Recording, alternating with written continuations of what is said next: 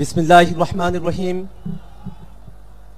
বাংলাদেশ জামায়াতে ইসলামী কর্তৃক আয়োজিত আজকের এই জাতীয় সমাবেশে উপস্থিত সংগ্রামী মুসলিম জনতা, আসসালামু আলাইকুম।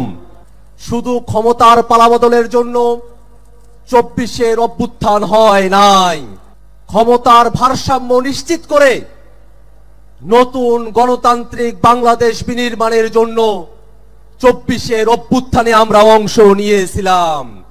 বাংলাদেশে শুধু নির্বাচন দিয়ে এদেশের গণতন্ত্রকে সুরক্ষা দেওয়া সম্ভব নয়। 14, 18, 24-এ নির্বাচন হয়েছে, কিন্তু বাংলাদেশের গণতন্ত্রকে সুরক্ষা দেওয়া সম্ভব হয় নাই। এদেশের গণতন্ত্রকে সুরক্ষা দিতে হলে নির্বাচনের পূর্বেই মৌলিক সংস্কার বাস্তবায়ন করতে হবে। ক্ষমতার ভারসাম্যের প্রশ্নে উচ্চ কক্ষে ভোটের অনুপাতে পিআর পদ্ধতিতে নির্বাচন আয়োজন করতে হবে।